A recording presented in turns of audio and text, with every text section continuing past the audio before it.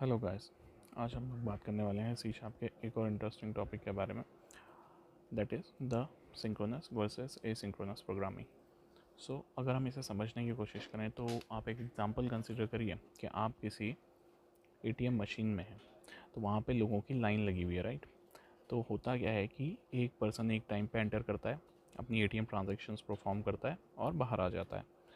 तो उसके बाद फिर दूसरा पर्सन एंटर करता है, देन अपनी ट्रांजेक्शन्स परफॉर्म करता है। तो this is the very simple example of synchronous programming और सिक्वेंशियल प्रोग्रामिंग। अब हम बात करते हैं, एक और एग्जांपल लेते हैं कि लेट सपोज आप किसी रेस्टोरेंट में बैठे हुए हैं, ओके। सो उस टाइम पे क्या होता है कि आपने कुछ ऑर्डर प्लेस कर दिए, तो आपका जो ऑर्डर है वो चला जाता है प्रिपेयर होने के लिए।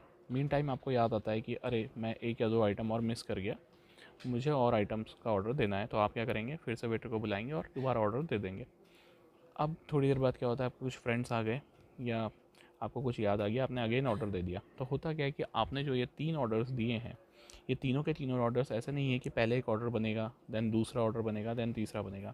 पैरेलली किचन के अंदर आपके तीनों ऑर्डर्स बनने प्रिपेयर होने शुरू हो जाएंगे और जो भी पहले बनता रहेगा वो आपको दिया जाएगा, right. So this is a very simple example of asynchronous programming. अब अगर हम इसे डेफिनेशन टर्म्स में समझे, सो synchronous programming is whenever you have certain tasks to perform, it will be performed in sequential manner. If you have, let's say, two tasks T1 and T2, so T1 task will execute first and it will complete it first. Until that time T2 will wait, and once T1 is finished, then T2 will start.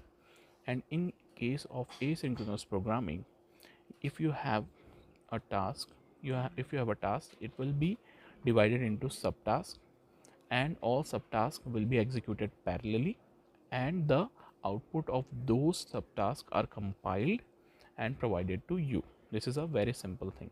लेकिन आप एक चीज़ mind में रखिए कि जो asynchronous programming है ये parallel programming नहीं है। क्यों?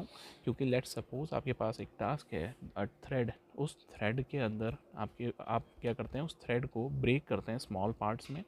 उन्हीं स्मॉल पार्ट्स का जो है पैरेलल एग्जीक्यूशन होता है with in a single thread, और वो कंपाइल हो जाते हैं फाइनल रिजल्ट के लिए। So that's why it is not a parallel programming, but it is a kind of partial parallel programming, you can say.